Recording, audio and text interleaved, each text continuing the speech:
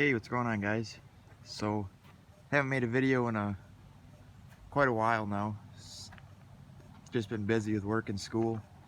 But this is what I've been doing on my pastime. This is my 96 Chevy pickup. I got it about 2 years ago. I drive it in the winter instead of driving my 77. So, came with a 305 in it. It had 280,000 original miles on the motor and trans. So, gave it a little upgrade. Put a 5.3 Vortec in it from a early 2000s Chevy pickup. You got pillar gauges. All the factory gauges work. Everything. Let me see if I can get them all. Everything works just the way it should. Pop the hood. It was real simple. I thought it was going to be a lot harder than it was. The motor's bone stock besides the cold air intake. I did the wiring harness myself. I just laid it all out on the kitchen floor. Took all the plastic covering off it.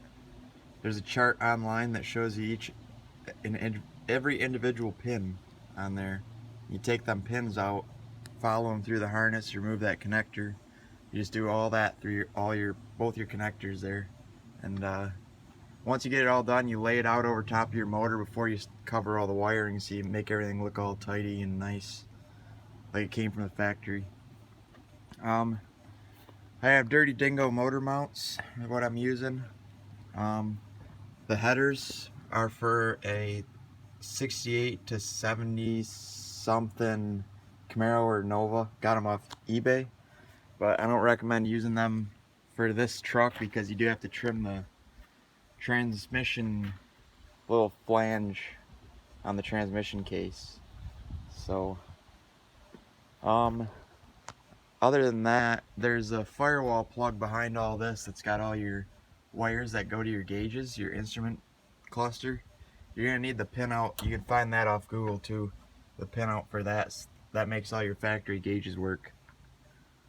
You need a coolant sensor from like a old 98 Camaro or Corvette to make it read correctly. The four-wheel drive was a pain. I had to take the harness off of the motor, or off of the trans and the transfer case. And then when I put it together, I didn't remember what the heck went where. So I put a little switch on the dash right there. And that switch goes directly to my front actuator on the front diff. So when you flip that switch, it locks the front end in.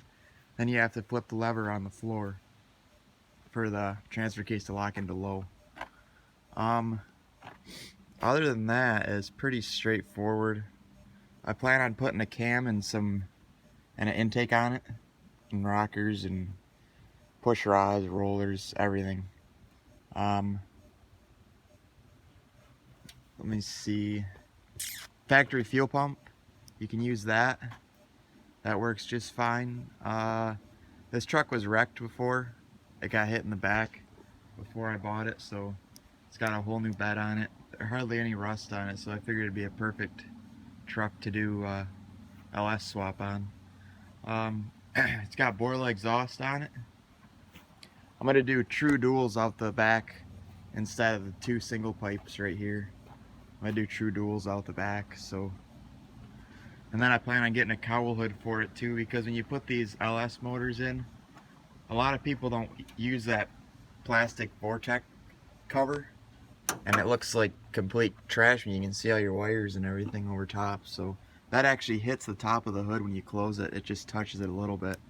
So I'm gonna get a cowl hood and then trim that little section out so don't touch it. Let me see. You can use your original power steering pump from a 350 or a 305 if you're swapping one of these. It actually bolts right up to that little brace that goes on the front of the LS motors. I got the motor off Facebook Marketplace actually. It's got 60,000 on it. I just put all new gaskets and everything in it just to be sure. trying to think.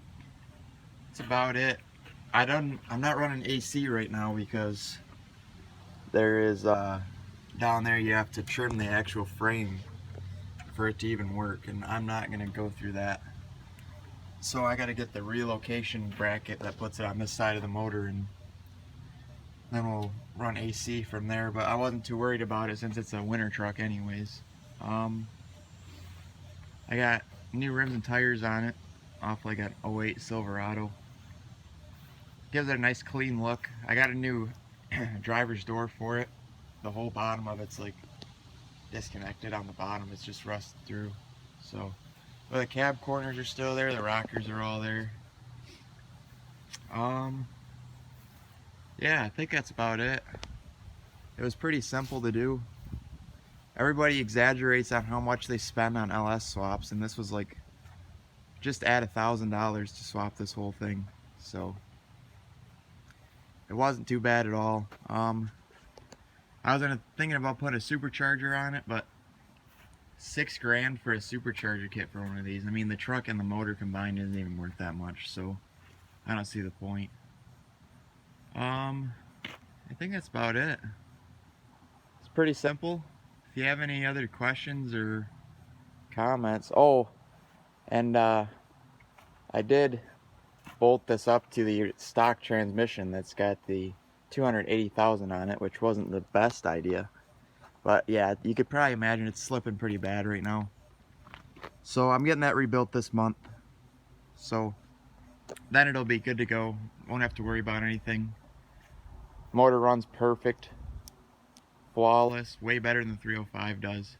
So yeah, stay tuned for some more update videos on this. And I'm going to be doing another update video on my 77 Chevy pickup. I know you haven't seen that in a while. There's been a lot of changes to that since you've seen it. So yeah, thanks for watching. Stay tuned for the next update video.